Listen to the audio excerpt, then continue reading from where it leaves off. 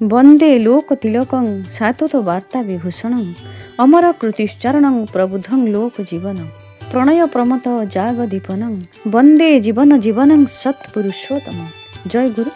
प्रथमे आपण मानक समस्त को आमर यही अमृतवाणी चैनल को अनेक अनेक स्वागत जनाऊछु। जगत रे केते किछि न घटी जाउछि, अद्यावधि सेई लीला करेन गोरा राय, कोन कोन भाग्यवान देखिबार पाए। कहा जाए गोरा राय लीला करती किए किए भाग्यवान अछंती आज ताहा देखा पाती। जानती श्री श्री ठाकुर अनुकूल चंद्र को भल पाई भक्त माने गोरा राय बोली डाकती। से आज मध्य देवघर रही लीला करुछंती। से आज मध्य आम मानक मध्यरे जीवंत। आजिर प्रसंग रे सुनाइबी ठीक कई दिन पूर्वरु घटिथिबा एक आश्चर्य एवं लोमहर्षणकर घटनार कथा।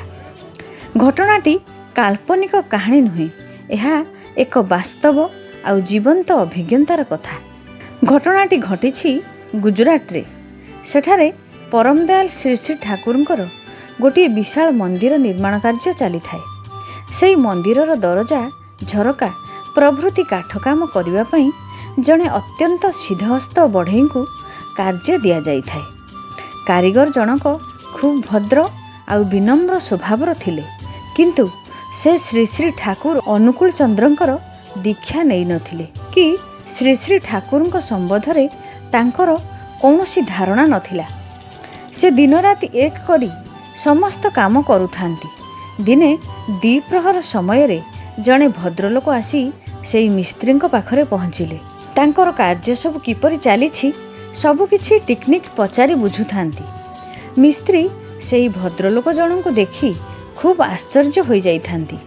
तांकर सामना रे छिड़ा होइथिबा भद्र व्यक्ति जनक अत्यंत शुभ्र आउ साधा पोशाक पिंधि थांती, गळारे पैता परिधान करिथांती। आहा कि जे सुंदर सेई चेहरा, जेपरि चक्षु फेराई हेउनी सेही ज्योतिर्मय पुरुषंक ठारू। मिस्त्री तांकर प्रश्नर उत्तर देबे कोन तांकु अनाई रही थांती। से मिस्त्री आड़ को आगे गले, परम स्नेहरे कहिले, तुमर कार्य खूब सुंदर, सतरे तुमे खूब सिद्धहस्त। तुमर कार्य को प्रशंसा नकरी रही हेउनी। एई कार्य सब केमिति चालिछि? मिस्त्री तो आबाक भाविले, निश्चय ये भद्रलोक मंदिर कमिटीर केही जणे बड़ कर्मकर्ता होइथिबे, नचेत मालिक होइथिबे। सम्मान देई मिस्त्री तांको पाखरे पड़िथिबा चेयरटाकू तरतर करी बढ़ाई देई कहिले, बाबू आपण एठी बसंतु, बसी बसी देखंतु कार्य किपरि चालिछि। भद्रलोक हसी हसी चेयर रे बसिले। किछि क्षण परे से मिस्त्री को डाकी कहिले, ओ मिस्त्री, मोते गोटे ग्लास शरबत पीबाकू देई परिबो? मिस्त्री हड़बड़ होई कहिले, बाबू एई समय रे एठारे शरबत कुआडू मिलिबो? किंतु परक्षण रे तांकर मने ହେଲା एते बड़ जणे भद्र व्यक्ति को ग्लास शरबत देई परिबिनी। दौड़ी जाई पाख दुकानरू ठंडा शरबत गोटे ग्लास आनी भद्र व्यक्ति हाथ रे देले। भद्रलोक परम तृप्ति रे से शरबत को पीले। परम संतोष रे कहिले, एथर मु आसुछि। तापरे से धीरे धीरे सेठारू चली गले। एहा परे कटिगला 2-4 दिन। मिस्त्री तांकर कार्यर मग्न। तांकर कार्य पाखापाखि सरी आसी थाए। एही समय रे मंदिरर जणे कर्मी आसी कहिले, आजी आमर एठारे गोटे सत्संगर आयोजन करा जाइछि, चलंतु। कार्य तो सबु बेले हेउछि, आजी सत्संगरे टिके योगदान करंतु। मिस्त्री राजी होई गले, कारण काम तो पाखापाखि सरी आसिलाणी। तेणु से संगे संगे सत्संग जीवा पई बाहरी पड़िले। सत्संगर मुख्य पेंडाल रे पहुंची मिस्त्री जहा देखिले, जेपरि तांको पाद तळु माटी खसी पड़िला। छाती भितरटा कंपी उठिला तांकर। से किछि बुझी न पारी पाखरे थिबा खुंटकू आउजी पड़िले।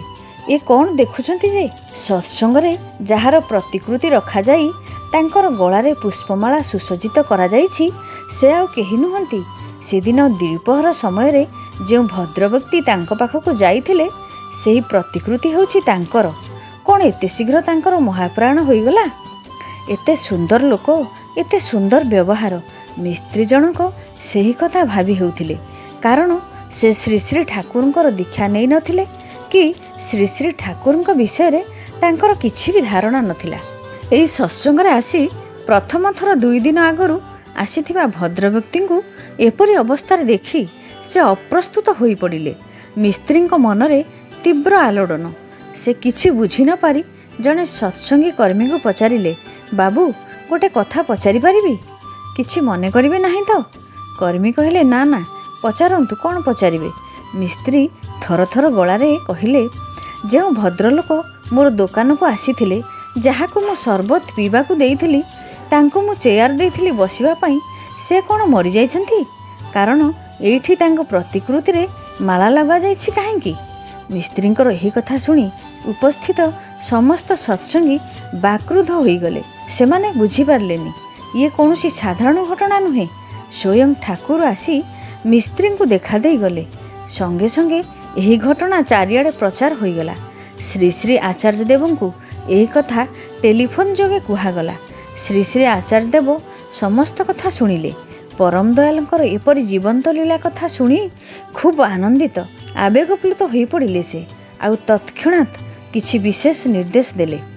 ଶ୍ରୀ ଶ୍ରୀ ଆଚାର୍ଯ୍ୟ ଦେବ କହିଲେ, ମିସ୍ତ୍ରୀଙ୍କର କାର୍ଯ୍ୟ ଶେଷ ହେଲେ ତାଙ୍କୁ ଯେପରି ସସମ୍ମାନେ ଦେଓଘରକୁ ପଠାଇଦେବେ।